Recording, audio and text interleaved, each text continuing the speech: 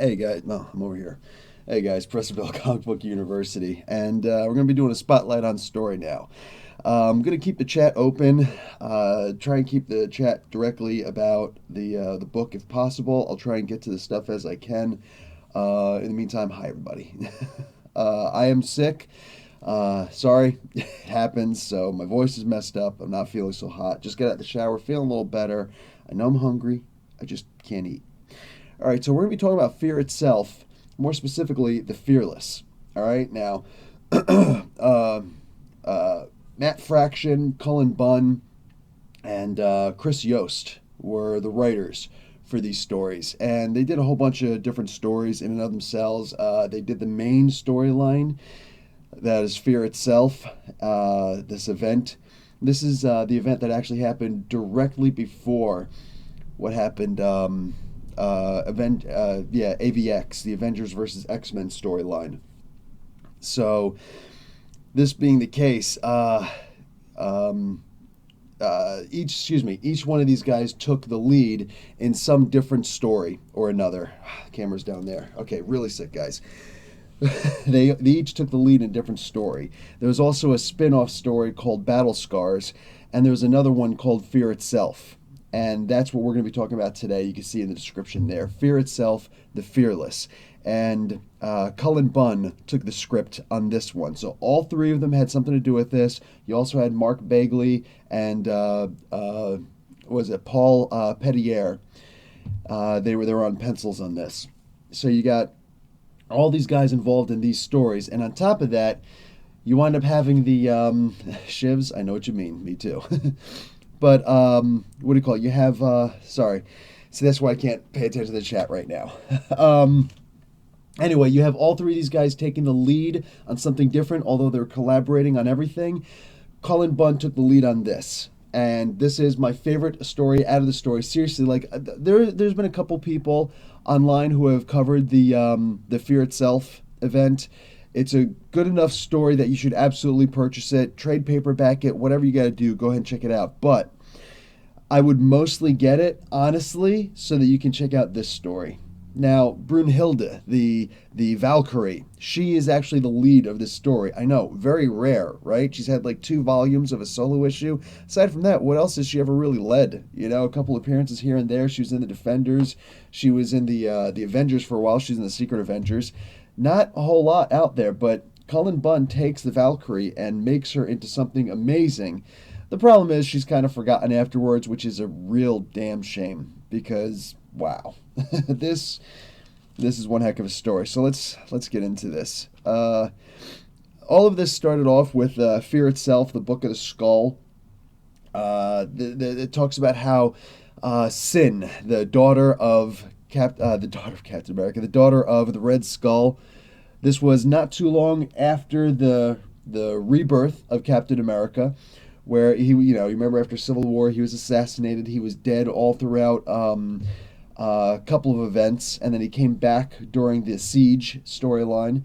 And around the time that he'd come back, he'd wound up inadvertently killing the Red Skull, and Sin wound up becoming this amazing, like this new version of the Red Skull. Her face got burnt up, her nose got burnt off, and she had a very organic version of the Red Skull face. The Red Skull originally used to wear a mask, and he used to have this pipe and these other ways that he could dispense the dust of death, it's called.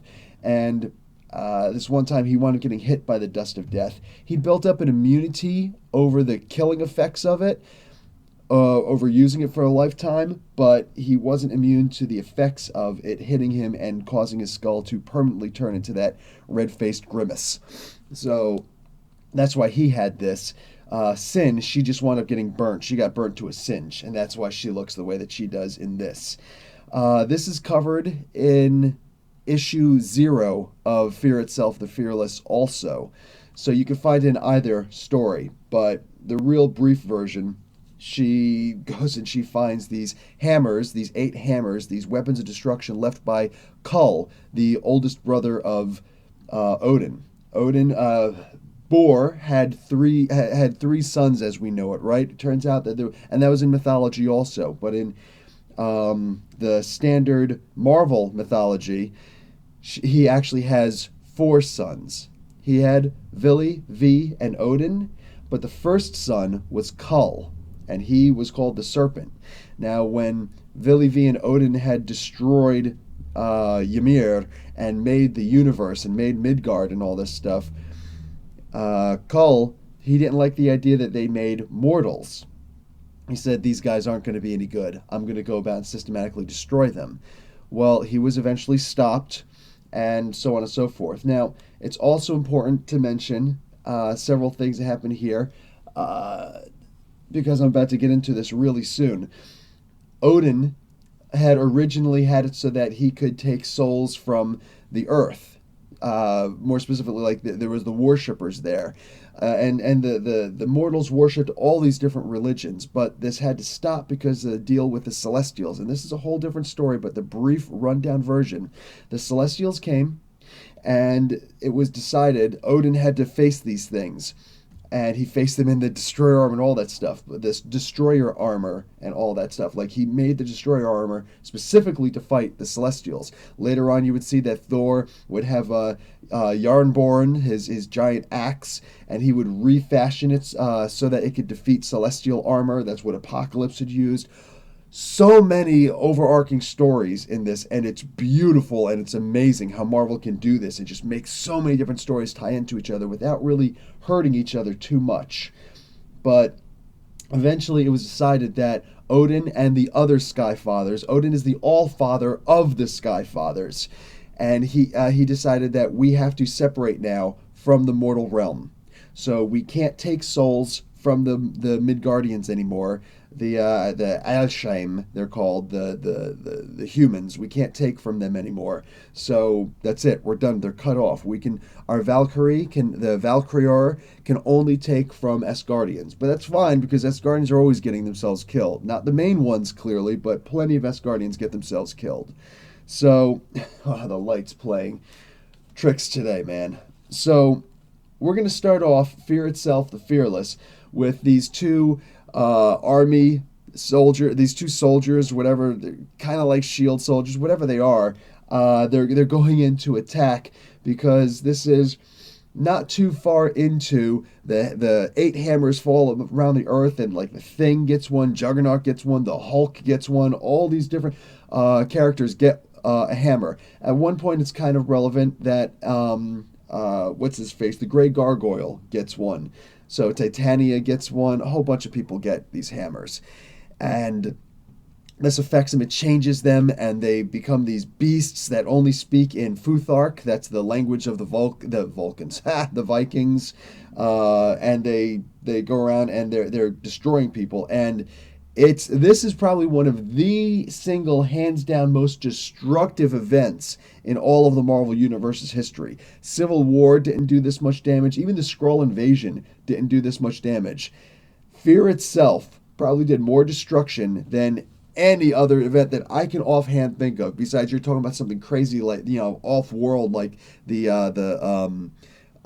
Age of Apocalypse. Like, that was a different reality and things like that. But yeah, a lot of destruction in this. So these guys at one point are going in to attack and try and fend off these, the Red Skull would always have these Nazi mech warrior devices that they would walk through and just start shooting things up. So these guys are going in to take these things out. As they're going in there, it turns these two this guy and this girl, they're making out in the room, and this guy comes in and is like, hey, we're late for the briefing. Oh, I didn't know you two were together. And this is important. This is actually kind of important, because it leads into the Valkyries story a little bit. So she this guy and this girl, there's a great little witty dialogue between these two and this guy, and they go in like, oh, didn't realize you were, thanks for, joining us, for blessing us with your presence for this briefing. Listen, this is bad. This is really bad. It's going to be hard, but Captain America, who is in charge of the forces, he actually turned the shield over to Bucky at this point, and he became Captain America, the commander of S.h.i.e.L.D., the commander of everything. And he did a much better job than Tony Stark did. So he goes and he sends Valkyrie to help out these guys. You might think only Valkyrie. First off, Valkyrie's badass. All right, she goes toe to toe with the Hulk. She can go toe to toe with Thor. Who's the winner? Hard to tell. Seriously, like she is tough as nails. About as tough as my voice right now. But she, on top of that, there are a lot of these helicarriers going out, these deployments going out to try and save people and stop, as minimal amount of damage as possible. So Cap can only afford to send a certain number of people, so he sends Valkyrie with this particular contingent. So they go out and they're like, oh, hey, could you give us some words of encouragement? And she stands up and she looks over top of everybody and she says, most of you are going to die today. And that's it. That's her speech. Now, why? Excuse me, a little bit of history into Valkyrie. Amongst her many abilities, her you'd consider it her main distinctive ability that's different from every other character in the Marvel Universe who is not themselves a Valkyrie, like Danny Moonstar, for instance, Mirage from the New Mutants. Well, more about her in a bit. Valkyrie has the ability to use the death glow. She has the death sight. She can see the death glow in people when someone is about to die. So she's seeing the future of these people. Like, are they going to die? Not how they're going to die, but that they are indeed going to die. So by seeing this, she's looking at all these people like, most of you people are going to die today. And that's all she could think of. That's what Valkyrie deal in. I mean, like, their hands are always dipped in blood. Like, it's a horrible kind of thing, So they go down and they start fighting. Everybody's thinking, oh, everybody's going to be all over, Valkyrie, and they're right, but there are still side contingents. So the one guy winds up blocking his girlfriend who was making out with her, talking about I'm gonna take you to see my mom now. Yeah, he winds up getting shot up by a Gatling gun from one of these Nazi mechs, and she's like, his girlfriend's like, oh my God, no. She sees he's dead. There's nothing you can do for this guy. He's gone. So they say, Valkyrie's like, you need to get off the field now. No, I'm not leaving him. Fine, pick him up and let's move. She's like, he's too heavy. I can't lift him. And she's just looking and she's like, fine. And she picks him up. And this is what the Valkyrie always do. Like, if you really think about it, this is a really beautiful thing. Like, that's what the Valkyrie do. They take the noble dead and they carry them off the field of battle and into Valhalla. So the mortals aren't supposed to get this anymore, right? Because of that deal with the Celestials. You Celestials stay away, we won't be worshipped anymore. But she's still stuck doing this, So, but this also reminds her of the past, and this is one of those books, much like the first movie that ever did this for me was the Highlander. All right, the first Highlander was good. Just the other ones had some issues. The Highlander always had it so that you have the stuff going on in the present and the stuff going on in the past, and each would kind of make for why these things are happening. So we see in Valkyrie's past, Brunhilde's past, and she's called Brunhilde, Brunhilda. She's called both, saying depending on who's writing her, they change up her name. 2 N's, 1 N, they always change it up. So anyway, with Brunhilde, I prefer that name. It goes more with the history and the mythology. She had a similar situation. She was with Sigmund. And Sigmund, in some stories, he's actually Thor, reincarnated. Thor was... I don't want to get too much into this, but Thor was important to the Norse mythos because Odin understood Ragnarok and the unseen ones, and this goes with the Chaos Wars and all sorts of other things that and the battle with Mangog. That what do you call it? These hidden gods. They wanted to see the constant death and rebirth of these Norse gods. They got the brunt of it. All the gods got it for the most part, but the Norse gods especially. And Odin had Thor to be something else. So he was extremely powerful, but Odin was constantly putting him in other people's bodies to keep him safe, so that if something happened, they could always come back, and he could potentially be the one who could break that cycle. And eventually he did. Maybe we'll get into that story one day. For now, Fear itself, the fearless. There's, like I said, guys, there's so much history that you have to, really understand in order to bring it all in to really get how incredible this story was. And Cullen Bunn has that. Mind you, all three of them wrote this, but he took the script lead on this particular story. 12 issues, not including the issue 0. So, issue 0 through 12, you could say. Anyway, Brunhilde is with, she's the daughter of the king of this land, and what do you call it? Sigmund is his greatest soldier, his greatest warrior, and he's supposed to be protecting her and teaching her how to fight. But she's also madly in love with him, and he her. So they frolic and frisk a lot, and whatever. And at one point, these soldiers are coming in, and they know this is happening. And boom, crazy thing, all of a sudden, he goes to protect her, and he gets hit with some arrows in the chest, right in the heart, and he drops dead. And she's just laying there, holding him. This is exactly like what happened with these two soldiers as they go in to fight. She's holding him oh my God, Sigmund. All of a sudden, the castle wall breaks down, and in comes Odin. Odin himself is leading this charge. Yeah. So he comes in, he's like, mourn with your loved one, mortal.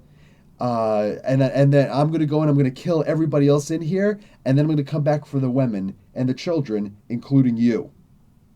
This is Odin, yeah. So it's this is the reprieve I'll give you, your moments there. And he says, in the meantime, move. And she says, no.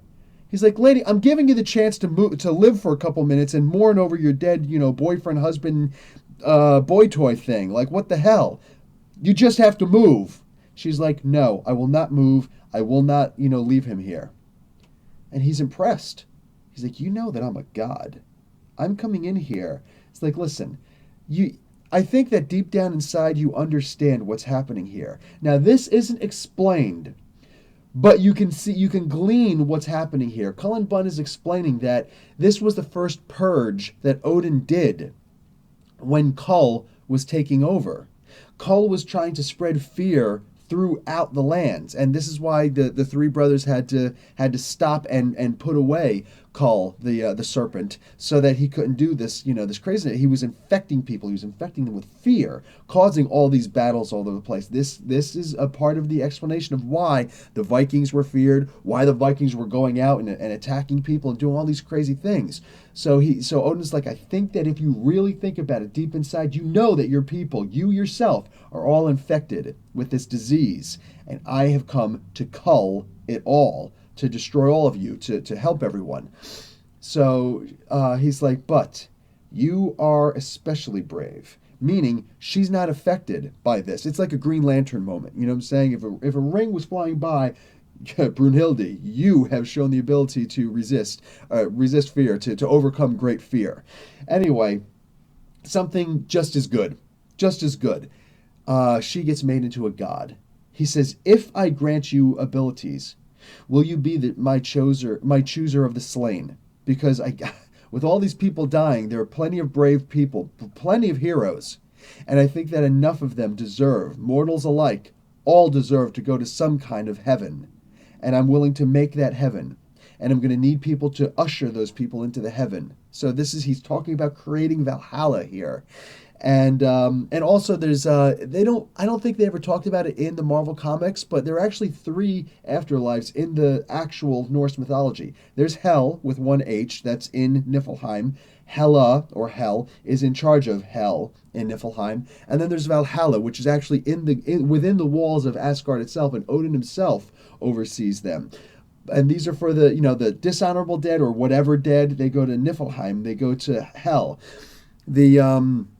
And the ne'er-do-wells, right? And the brave, those who died with their weapon in their hand fighting, these go to Valhalla. But there's a third one. There's a basic heaven, like Elysium, like that.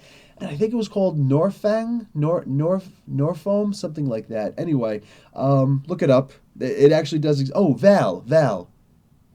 Norval. Anyway, whatever it was, okay? There's actually that also, but that's an aside. So here, he's talking about, I'm going to create a Valhalla when I'm done killing all of your people. Will you, take your countrymen?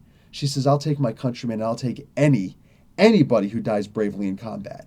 So he's like, wow, I like you more and more. So boom, she becomes, you could consider it the first of the Valkyrie, the first of the Valkyrier. So this is her story. That's why she has no problem with this woman seeing, not wanting to leave her boyfriend. She actually loved him and she understands love. But anyway, Odin does say this is actually really important to the story. He says, you will reunite with him, with Sigmund, one day after you've finished your duties to me, meaning being a Valkyrie. And she's like, okay, done. If that's the reward, I'll do it. I'll do it. So, boom. Uh, let's see. B to B to B to B to B.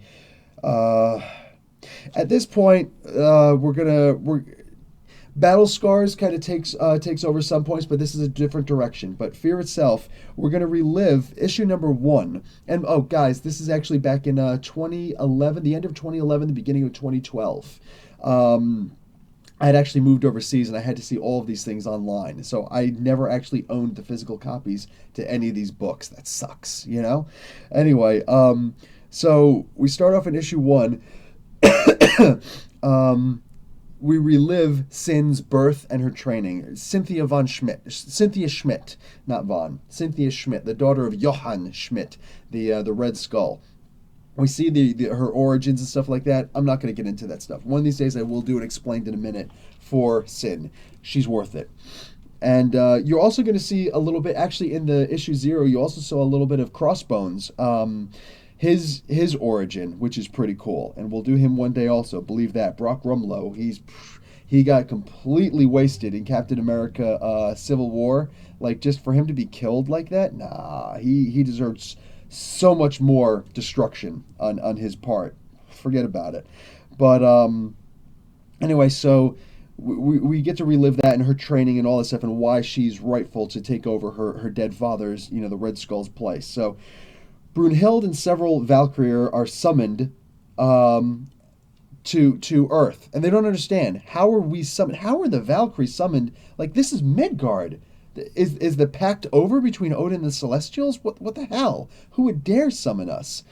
And Brunhilde's like, okay, you guys can leave. I'll take care of it. Because she's the leader. She's the leader of the Valkyrie. She's like, you guys leave. I'll take care of this. Whoever summoned us, I'm going to give them a good. And she's looking up. She's like, wow, there used to be a time that there was so much respect amongst us, amongst each other, that they would actually wait until I was finished with what I was saying. Jeez.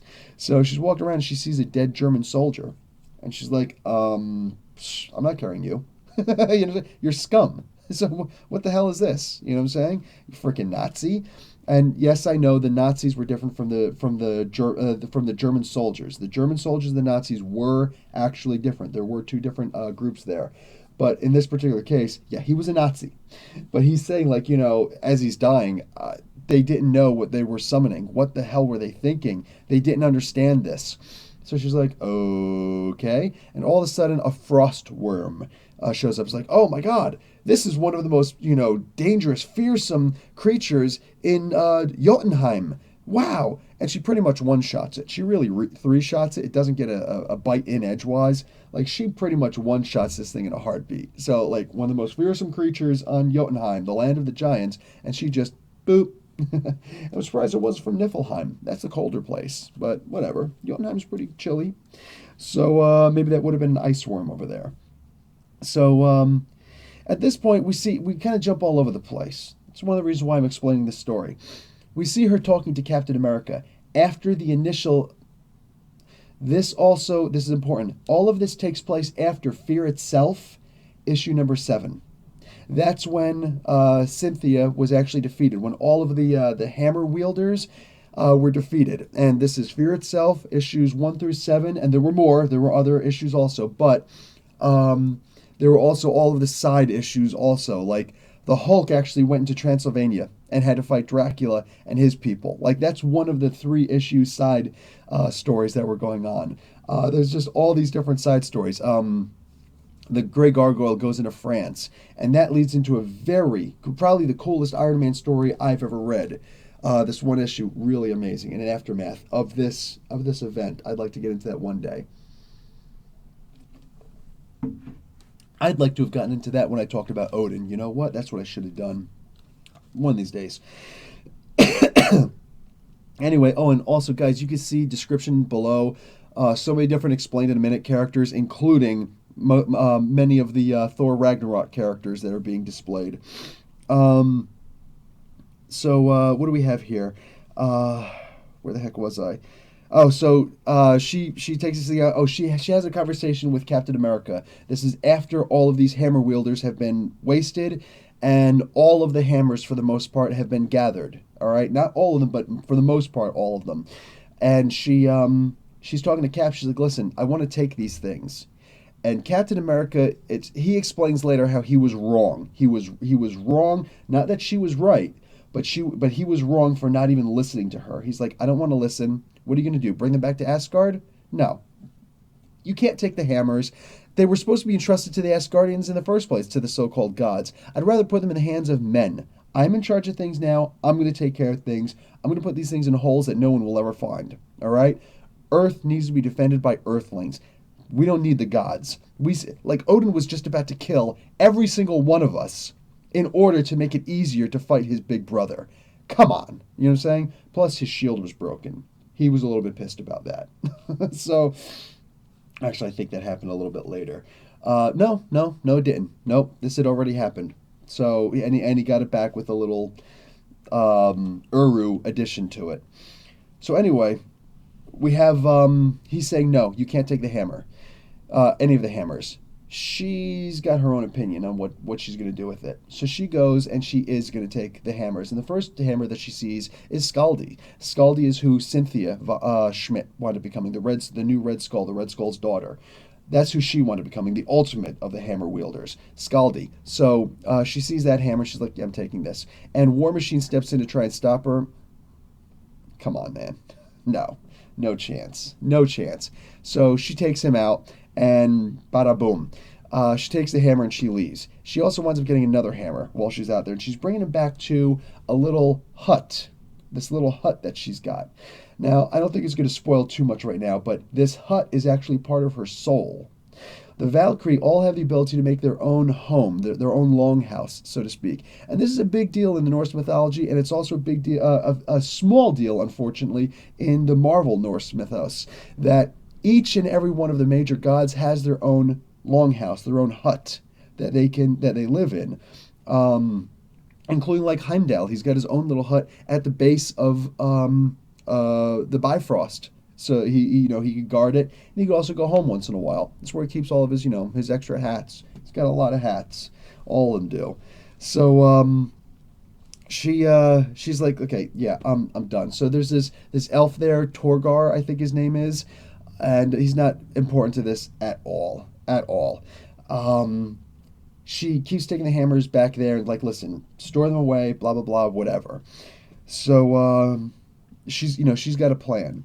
So Crossbones is also going out and trying to search for these hammers at the behest of the Red Skull, the daughter Sin, because she wants the hammers back. She's like, okay, the first wave was sending out these hammer wielders, the unworthy, but reading these ancient texts from the Thulian society, no. It turns out that there was more. These guys were all just supposed to come together so that we could develop something amazing. And we're going to get to that by the end, and it is pretty cool. So Brunhilde goes out, and she's trying to find this extra hammer. Now we see a past and a future. Raizo Kodo, he is a vampire who is part of this group called the Forgiven. They're still vampires, but they try to do good in the world, and they actually go against Dracula. Dracula's son is actually a part of this, in fact, and a whole bunch of there's some fairly cool stories with here. It's not my cup of tea, but I can sit down and enjoy some of the Forgiven stories. She meets him in the past, and she meets him currently, and while he sees her in a certain way, she sees him in a very weird way also. The death glow is all about him because he's technically already dead, right? But he's still somehow attached because he's a vampire. So vampires are very weird to her death sight.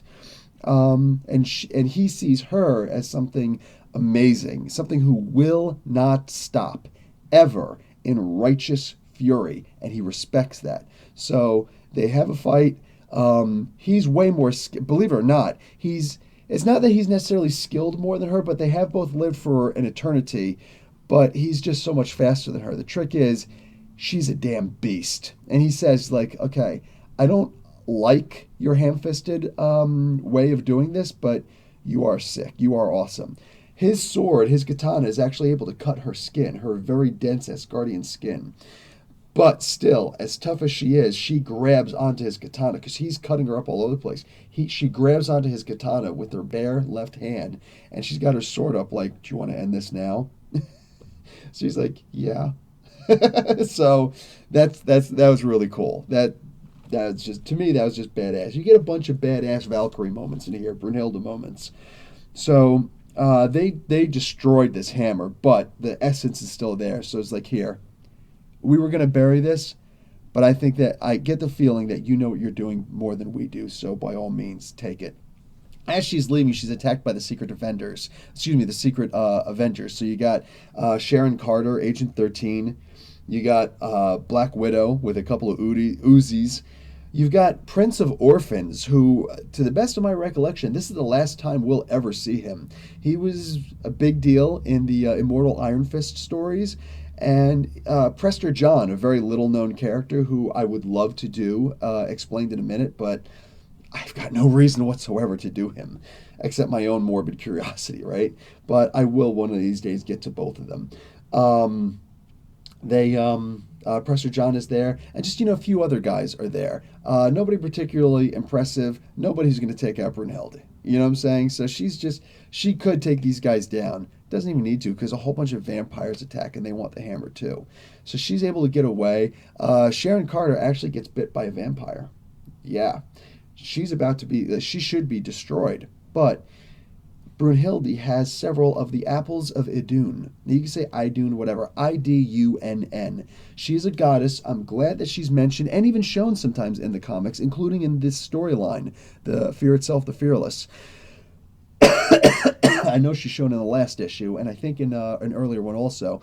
But Idun, in the regular Norse mythology, her main purpose is she is the bearer of the golden apples of Idun.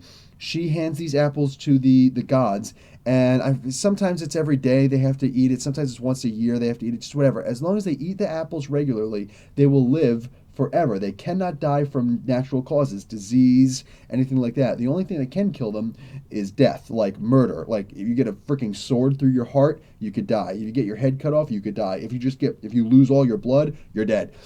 But they have a form of virtual immortality in so much as it is eternal long-livedness. You know what I'm saying? While they can be killed, they will not actually die of otherwise natural causes.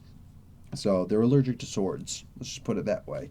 Anyway, she pulls out one of the apples of Idun, and she says, "Here, have her eat this. She'll be fine. No vampirism, no death. She'll be fine." I think it's Black Widow who says, this doesn't make everything right. This doesn't make us equal in what's going on. And this would, how they say ignorance is bliss? Wrong. So wrong. Realistically, in the current storyline, the storyline that just passed our time, real time, Nick Spencer's, for crying out loud, the Secret Empire, there is no reason why Agent Carter had to be old. No reason whatsoever. She ate from the apple of Idun. She could be living she doesn't need that infinity formula or anything like that. Like, this is better. Way better. Makes her stronger, too, But they decided to not go with that, which is a shame that sometimes we forget some of these greater storylines. And it's a shame because Nick Spencer was working during this time. He was actually working on the secret event. He was actually working on the Secret Avengers, where Brunhilde was in there also. He was working at this at the time. So go figure. I don't know why he didn't choose to go with it. Maybe he forgot. Maybe he just thought, no, I don't think this should work that way. Whatever. It cured her vampirism and it prevented her from dying at that particular moment. That being the case, we will see later on that no, these apples are extremely important. Adun is actually like, don't ever squander these again, because she does actually start handing these things out like apples. You'll see, like apples, because they're apples, but they're golden, and they make you live forever. So anyway, later on, and this all happened in issue number 2 and 3. This all mostly in issue 3, that stuff. So in issue 4, we're done with the vampires. She's going to break into Brunhilde breaks into the Baxter Building. The Fantastic Four is still alive and kicking strong at this point, and everybody's gone. For the most part, the main group is gone, except the Thing is there, Ben Grimm. Now she's breaking in, and she's wondering like, how come there's no defenses? This is too easy, and the Thing is standing right behind her. Now the Thing can bench from 75 to 80 tons, and he's a really good boxer and wrestler, especially a wrestler. Brunhilde has lived for a ridiculously long time, is probably the greatest, yeah, in many ways better than Thor. Probably the greatest hand-to-hand and weapons expert in the in Asgard. So easily as good as Thor, maybe better, probably better, because he is more than twice as strong as her, and she can go toe to toe with him. She's better than Lady Sif, and Sif can teach Thor a lesson. So she's amazing. So, but she's also only able to press about 45 tons. So he's almost twice as strong as her. But so face to face, who knows who would have won? Plus, she could cut through him with her swords, with her weapons. Here's the trick: he's standing behind her. He could easily, at clobbering time, clobbered her and knocked her out. He had the advantage, but instead he's like, "I don't know what you're doing here." And Reed's going to be pissed when he finds out that I'm letting you take this hammer. But make no mistake, if you're here to do something, and I was forewarned by Captain America and everybody that you were coming, but if you're here and you're thinking about doing something with these hammers, I believe and I trust that you could do something. And maybe this is just some small penance for me having been corrupted and made into one of the unworthy. And that was really cool. That was really cool. That was a really good moment. He's like, everything's off. You just have to break through the combination, which I don't know how to do that. Only Reed knows how to do that. But then here comes Valeria, the second child of Sue and Reed Richards. And she's like, yeah, I got no problem. The goddaughter of Doctor Doom, mind you. So she shows up and she's like, oh, here, you seem pretty cool. Boop, and opens it. It's a way cooler situation than this. And it says a lot about Valeria that she can also recognize pure goodness. But yeah, just again, this is a brief explanation of the story. So Brunhilde takes the hammer and she goes on about her way. So Sin and Crossbones are actually fighting Namor for a hammer. They go undersea, and he's got one of the hammers. This is actually the hammer that Necrod had. Nerkrod, whatever. That was Atuma. He had this hammer, the Breaker of Oceans. Like, he was actually the most ambitious. He was not just going to do the land. He was going to do the sea also. He was going to do everything. He was going to take over everything. But yeah, too much ambition. Unfortunately, he didn't have the power to complement that. Atuma's pretty cool, but he's not cool enough to take on Namor. Just whatever. It's freaking Namor, man. All right, and you'll see more of Namor kicking some butt later. Anyways. The way that Sin is able to get out of this, because Namor's like, I'm ripping your heads off. She actually has this ancient artifact that she throws it, and these 3 beasts who are prophesied to destroy the entire world, land and the seas, arise. And Namor's like, "Do you even realize what you just did?" And she's like, "Mm-hmm." And it's like, when I'm finished with these guys, and he had to take care of them now because as they consume, they get more powerful. So the best time to destroy them is immediately. All 3 of them at the same time, and it's going to take them a while, more than enough time for them to escape with the hammer. It's a damn shame, but literally, the longer these things exist. So, yeah, I hear you. It's tenuous, but it's good enough for me. It's good enough for the story. So, what happens here? Oh, geez, yeah, we keep on seeing a whole bunch in the past, including the time that the times that the enchantress came along and stole her soul and locked it away, or possessed her body, or did all sorts of crazy things like that. And that's going to come up in a couple of issues. So here's where we get into the really crazy stuff. These guys are all collecting their different hammers. All right. And no, I actually explained some things before I meant to explain them. Doesn't matter. I'm okay with it. We find that the ultimate plan. We're at the very end of issue 5, and Sin explains that her father has always come along and the Red Skull has always come along and seen these amazing devices that were in these scriptures, the Thulian Society scriptures, and he's like, listen, I want to make some of the things that are in here. So they've essentially reverse engineered the occult and added science to the sleepers. So how cool is this? If you've ever read the old Captain America comics, all right, and my favorite character is Captain America, so yeah, I was all over that. So the sleepers were always some amazing device that the Red Skull and Hydra had developed way back in the day of World War II. So they were hidden all over the place, and he's got to find where they were hidden after he and Cap were both buried. Well, after he was buried, and Captain America survived for a little bit longer before he went under ice. So he's got to find all these different sleepers that they reverse engineered and started making into these ridiculously destructive devices. So it turns out that the ultimate sleeper, the final sleeper as it's called, that code is in here. And she's got more of the scripture than her father ever did, and she's more willing to go that far. And her father was never willing to go that far. And that's the reason why the hammers appeared at this point when she became the new Red Skull, because Cull knew that she would be willing to make the final sleeper. So even though Cull is gone and she's no longer s.h.i.e.l.d., she's still going to try and make this final sleeper. And that's sick, dude. That's sick. The sleepers were always some of the best Captain America stories. The sleeper must awaken, a little Dune reference there. So Sin and Crossbones have to go after another hammer, and this is in Project Pegasus. This is where all the crazy stuff, that the world destroying stuff in the universe that makes its way to Earth, this is where the humans store all of this stuff. Current stuff going on. Check out the date that this goes up so you can see some of the current stuff going on in like Marvel Legacy issue number 1. So the Avengers show up, and it's funny, they're talking to director Grunwald. So Mark Grunwald, very cool, very cool. They gave that little shout out. And the Avengers show up to fight demons.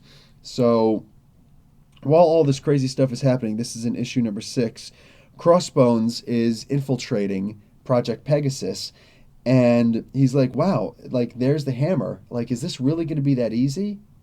And all of a sudden, he hears from behind him, don't count on it, bub. Schnick. It's Wolverine. So in issue 7, we get to see Wolverine versus Crossbones. If you've never read this before, I'm not going to give you all the details of this, but some of the major details, dude, this was amazing. This was amazing.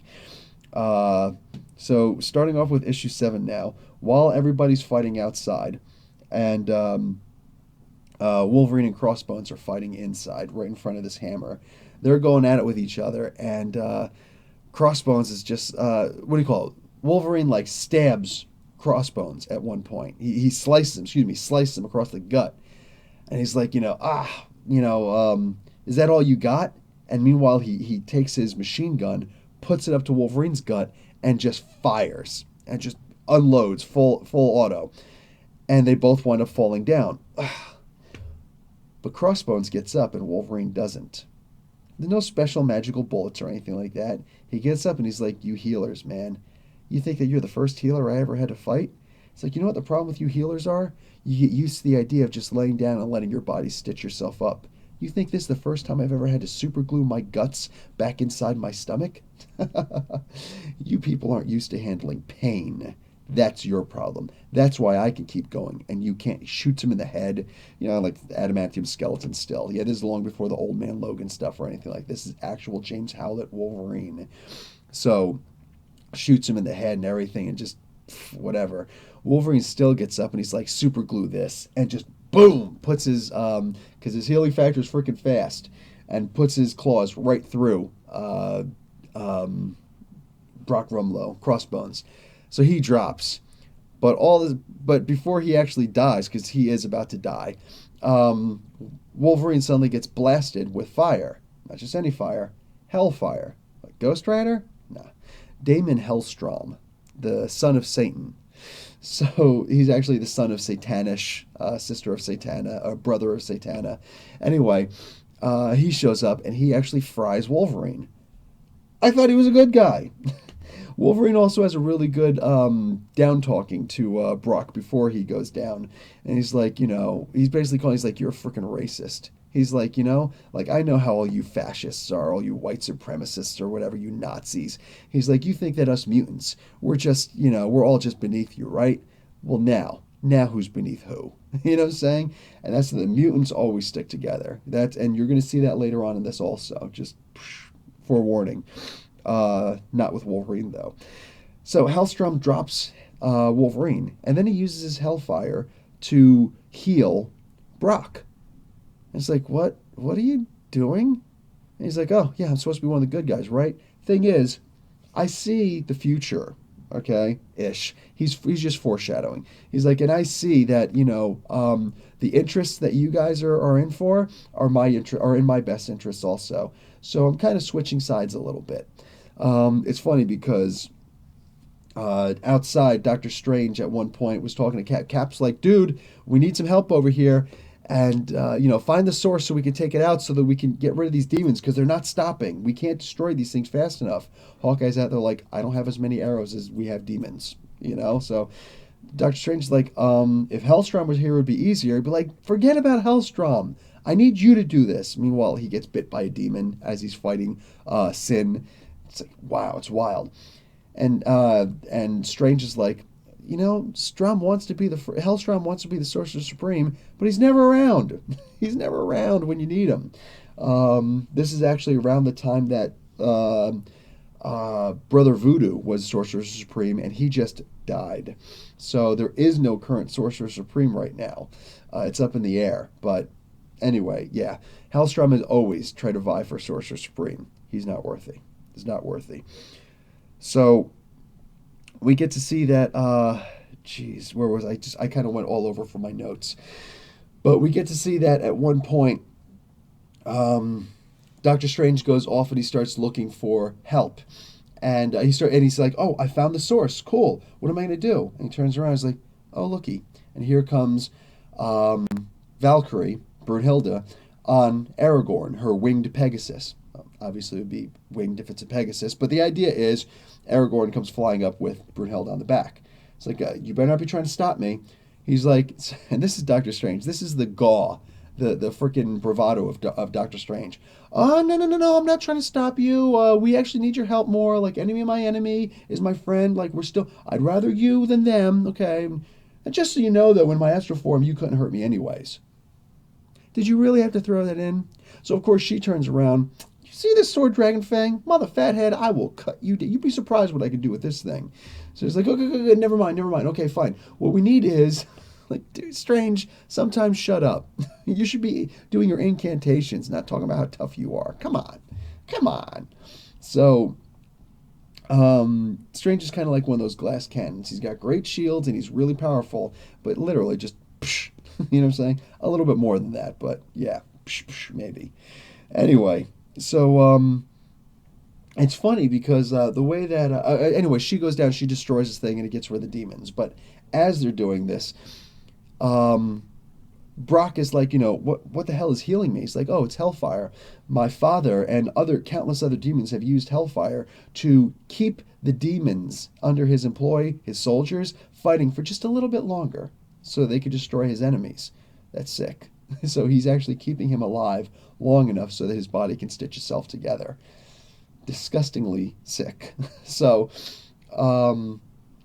anyway, they leave. The Avengers are like, Hellstrom, really? He's like, yeah. Oh, cover fire. can somebody get us out of here? So they teleport out.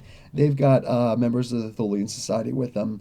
They've also got members of the what the heck, DOA. They're called the Department of Occult Armaments.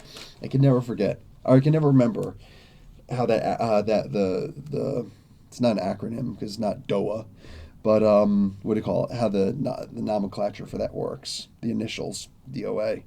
So anyway, but they have been around in 3 major stories. This is actually one of them. They'll be in one more. They started off in Night Stalkers, issue number 2 in 1992, if I'm remembering correctly, and I usually do. Anyway, so what happens here? So by issue number 8, Brunhilde is just walking around to the different hospitals where all these people are hurt, and she starts handing out apples, like 6 at a time, to the head doctors. It's like, listen, you slice every single one of these people are dying. You give them just a sliver of these apples, and they'll be fine. They'll be cured. Okay, just here's 6. That should be more than enough. Don't waste them. She's giving away her apples. So 1, we see that she's aging. Also, she's losing her power, not just because of aging, but she's actually losing a lot of her strength, her power. So she's getting weaker at this point. So she's still ridiculously tough as nails and ain't nobody going against her. But she'd be stronger if she just had 1 apple, to keep things going. Speaking of which, I'm going to have an apple after I'm done with this. So, Gala, I'm just saying.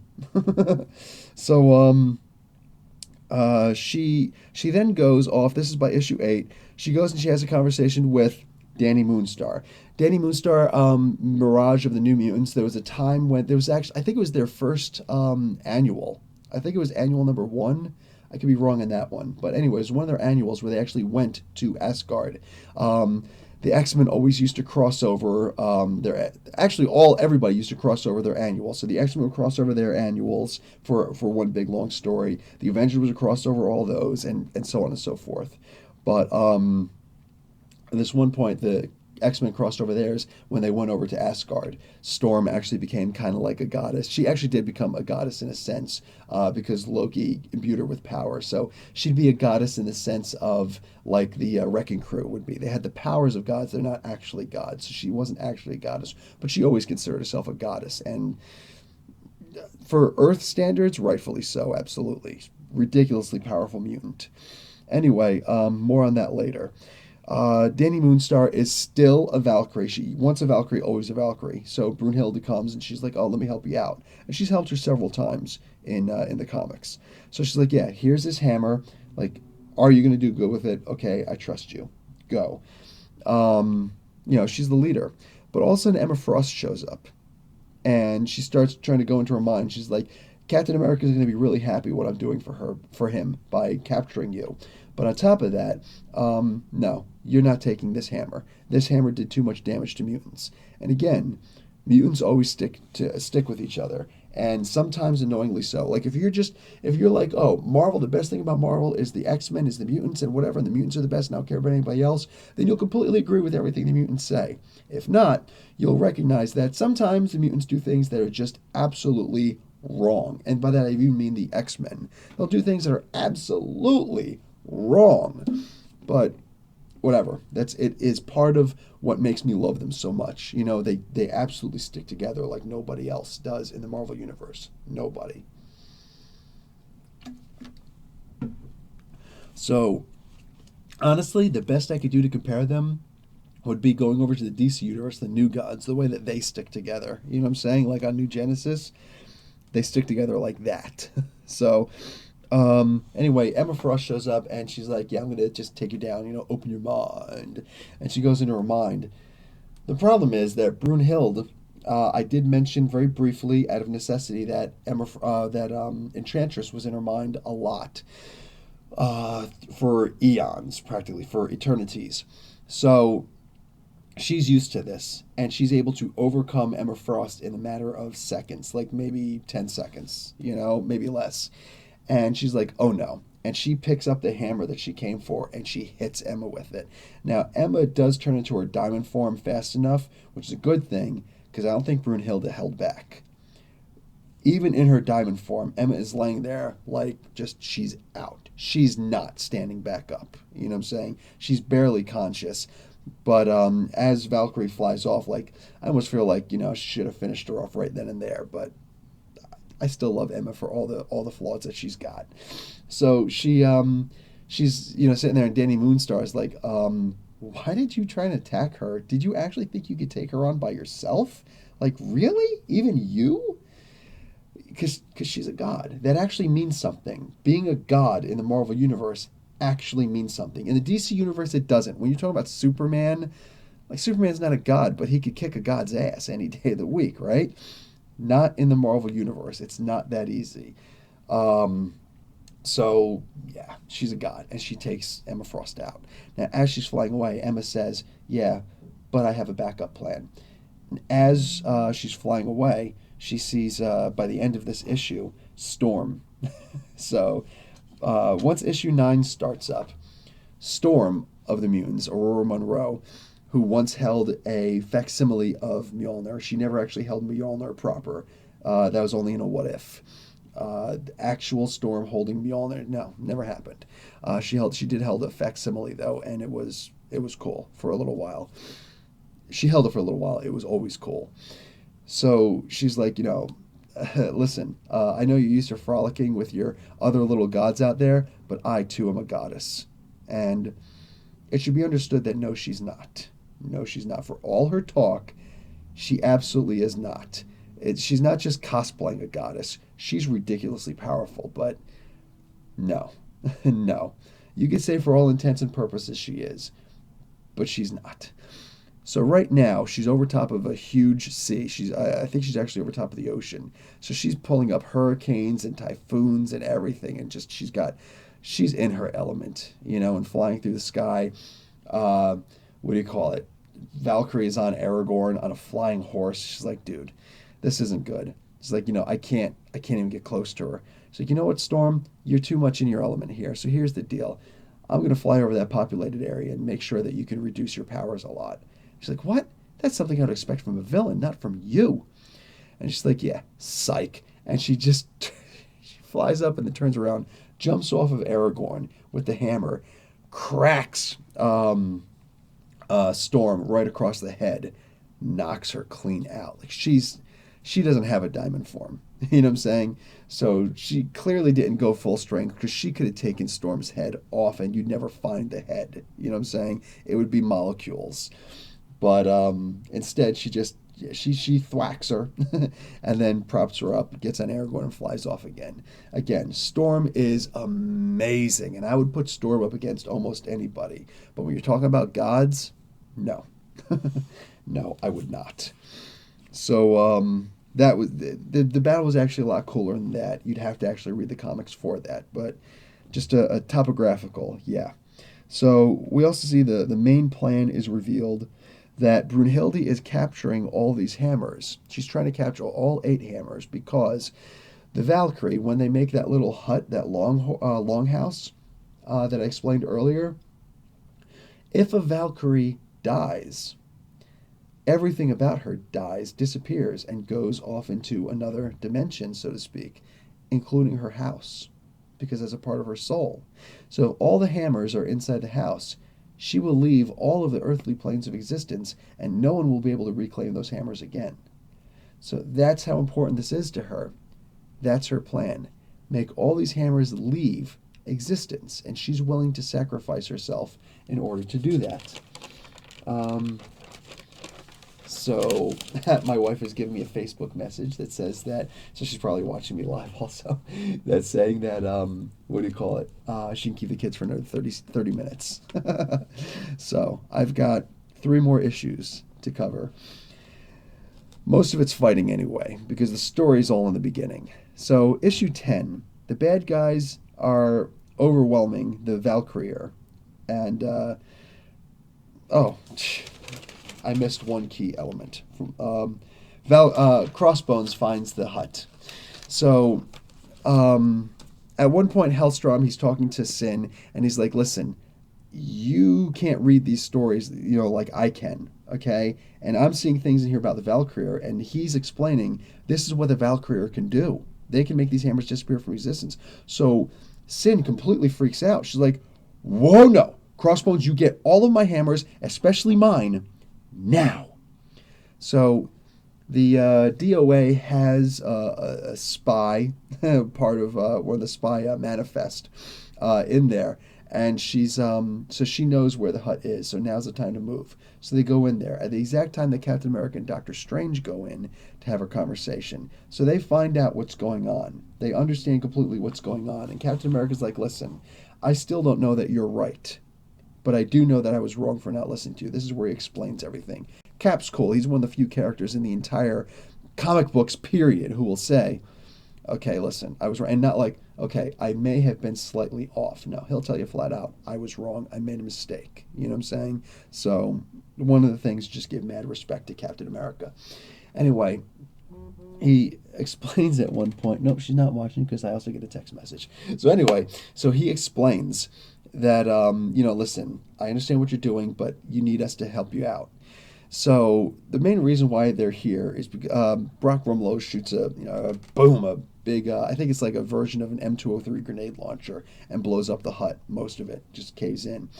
Doctor Strange, Valkyrie is tough, so boom, she's okay. She can take that. She gets out like, I'm gonna whoop your butt. Doctor Strange is like, I was just able to put up a personal force field in time. No. And Captain America's like, yeah, I should get one of those. So he's got his shield, but it was like strung across his back. He wasn't expecting them to be attacked. Who knew that anybody knew where this stuff was? Doctor Strange was able to find it only because a piece of Dragon Fang, which is never supposed to break, it's supposed to be unfangable. A sliver actually broke off, so Doctor Strange was able to trace the sliver with the sword itself, so wherever the sword went.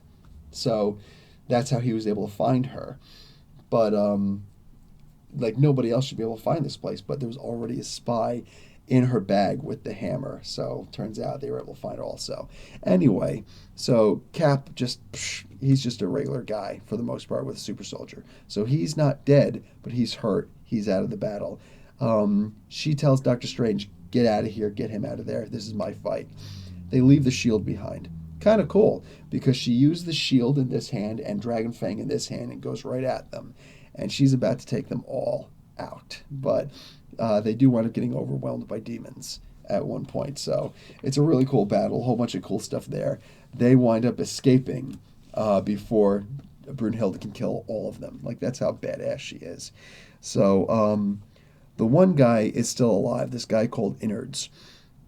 And he's like, you'll never take me alive, or he is alive, but it's like, no, I'd rather be dead. And she's like, tell me everything. He's like, nope, I'd prefer death. And she's like, okay, first off, not only am I not going to just let you die, but here's the thing, even if I did let you die, I've been taking the souls to the realms of the dead, the various realms of the dead for eons. Do you honestly think that after you die, there's a place in hell that I can't find you? And then you just see the shattered shack from the longhouse from a distance, and you just hear a tremendous scream from this demon. I was badass. That's badass. So the armor that Sin is making is of Cull's design, the final sleeper, and the plan is her plan is finally revealed. She's not interested in taking over the world. She wants to burn the entire thing to ashes. Literally. Destroy everything. Hellstrom, that's the reason why he signed up, because he recognized that in her intentions. And he's like, who better to rule over a wasteland than the son of Satan?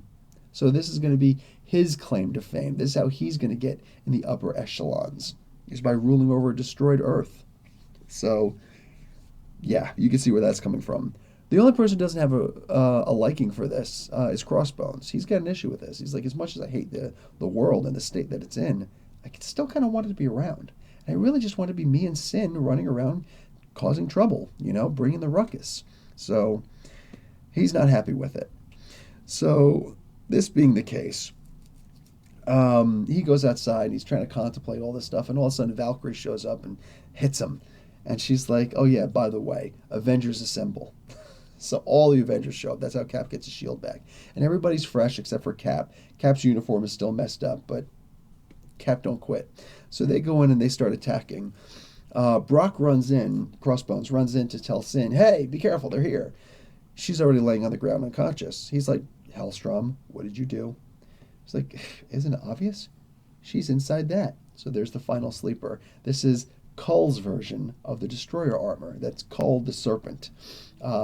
Cull's version of the Destroyer armor is this final sleeper. And it's huge. And all 8 hammers, because they got them all now, they got them all from her.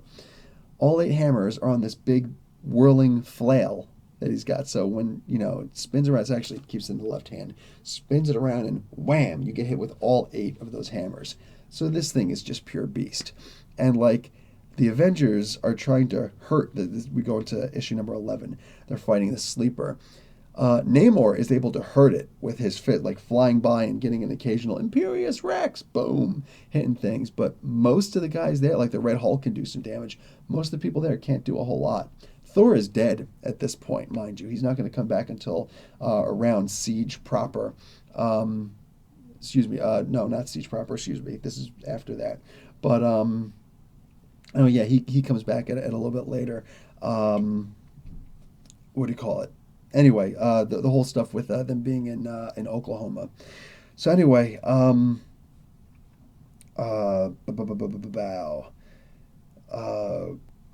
So there, the battle is going pretty well, but it turns out that the only thing that seems to be able to hurt the sleeper, Sin, is Dragon Fang, her sword. So she's like plunging into it and just tearing it up, and just like it's the only way it can make noise. It can't talk otherwise. So it decides to escape, not because it's losing, but because it's trying to go into a more populated area. It decides to go into Charlottesville, South Carolina. That's an interesting place.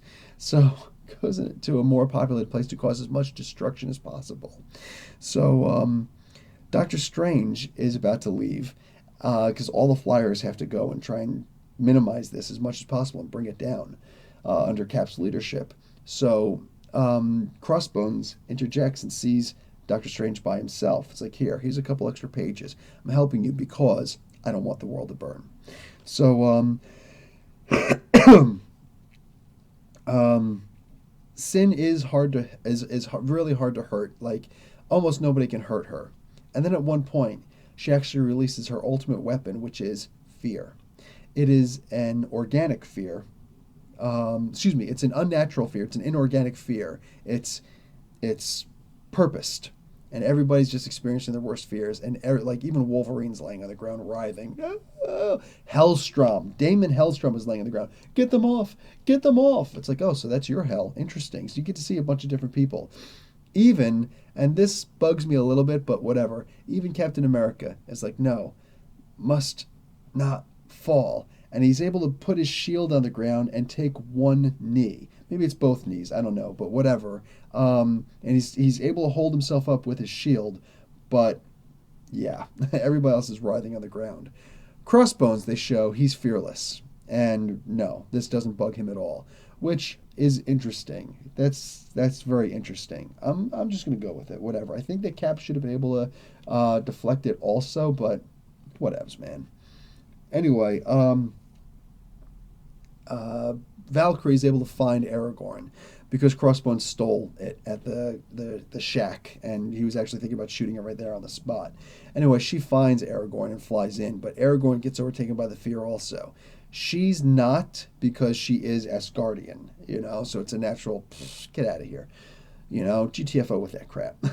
But Aragorn does feel enough fear and kicks, and she falls off. As she's falling, she's kind of defenseless. Sin is able to grab her, like she's giant, grabs her by the head, and snaps her. Actually breaks her neck, killing Valkyrie. Yeah, by the end of issue 11, she's dead, and she's laying there on the ground after she gets thrown, and some of the horse feathers, Aragorn's feathers, fall on her. And it's like, holy crap, did that just happen? So issue 12, this is the last issue, and Doctor Strange is casting some spells, and he sees that Odin left a loophole, and he sees, like, dude, like, that's the thing. Doctor Strange is the source supreme of the universe. It doesn't mean he's the most powerful. You know, see, he's not even close to the most powerful being there. Loki could still take him out. You know what I'm saying? Like, that's how we're talking about power here. Dormammu could take him out, everything. And Odin is way more powerful than freaking Doctor Strange. But especially in Doctor Strange's weakened state right now. Anyway, he says at one point, he's like, he respects the hell out of Odin for all the little loopholes that he did with the magic, you know? So he's like, I can end this, but excuse me. He's like, I need a sacrifice. There has to be a sacrifice.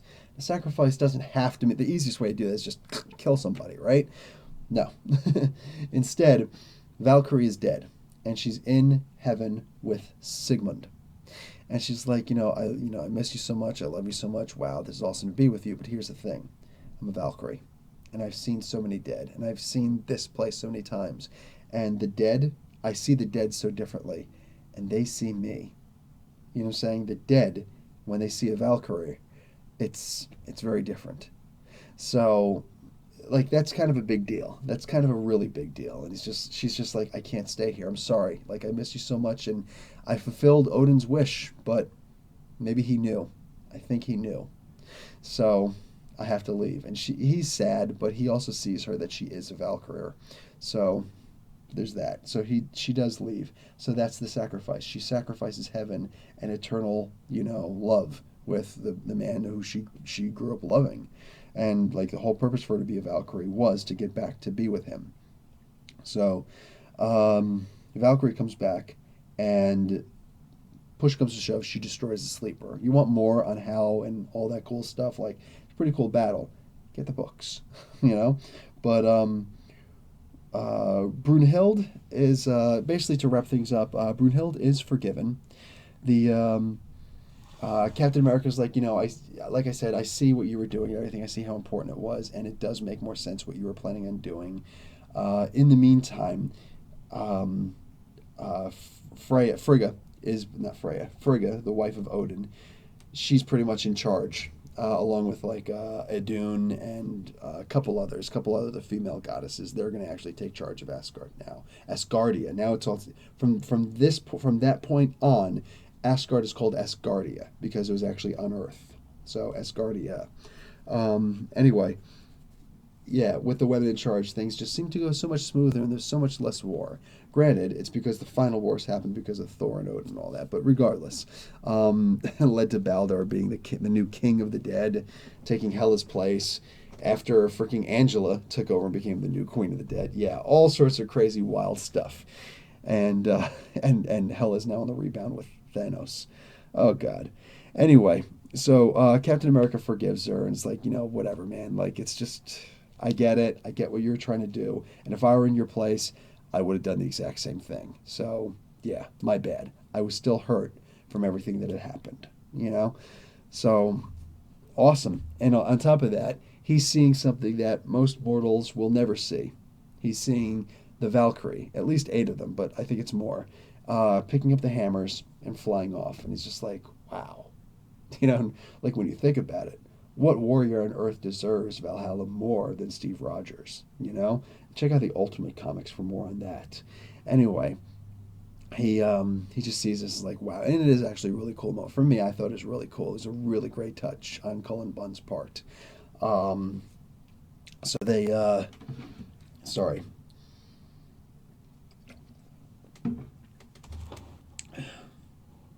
So, she goes back and she starts taking the apples. She starts eating the apples of Idun again. And that's when Idun tells her, don't squander these now. And she says, Frigga's like, listen, you are in charge of the Valkyrie, but something's changed now. Since Asgard is Asgardia now, we're on Earth, you're able to choose from the dead amongst the mortals also, the Midgardians. All right? So that was really cool. Like, now you can take from the dead there also, the heroes who die. And you can also choose more Valkyrie if you need from these heroes. And we never saw anything with that, and that's a shame. And we also don't see Valkyrie, Brunhilde, going on to anything particularly expansive after this either, which is such a shame because like this story just picked her up aloft, like so high, and then for nobody else to come along. It's like you write something great, and you're like, I don't want to only write her. I've got so many other characters I want to write, and nobody else comes along and says, hey, that's cool. Let's expand on that. Just kind of, yeah, whatever. That's a shame. Such a shame. But the only thing that does actually gets followed up on is Sin. Sin gets taken to the secret headquarters, former Thulian, whatever, of the DOA, Department of Occult Armaments, and she sees this symbol like this is our thing now. So now she's in charge of the DOA. So that's cool. Like that's the main armament brand of Hydra. So forget about all the other stuff with Hydra. She's now in charge of the weapons manufacturing. So hell will be raised. Forget about it. And in 2013, this is, mind you, 2011. In 2013, so 2 years later, you'd see the absolute end, for all intents and purposes, of the DOA in the pages of Agent Venom. So, what volume was that? I think it's volume 2 of Venom. Anyway, yeah, Flash Thompson winds up finishing because they wind up taking a symbiote and doing stuff with it. Anyway, that's pretty much the end of this. If nobody's got any particular questions in the chat, I'm just going to wrap this up. This was a particularly long story. But, yeah. Oh, also, while I'm waiting to see if anybody's got any of that, I'm going to push publish. Boom! Some of you guys might have seen in the chat, Valkyrie, Explained in a Minute. It is now live. So you guys can go ahead and check out my Explained in a Minute for Valkyrie. I wasn't actually going to do this. I'm trying to keep with a Halloween theme for this month and just do stuff like that. But I'd already made this character, and I am ridiculously sick, so I didn't want to make a new character explained in a minute with this voice. So, yeah. Hopefully this clears up by Tuesday. Anyway, guys, that's all I got, and that's all you guys got. So, Professor Bill, Comic Book University. Thanks for showing up, guys. Class dismissed.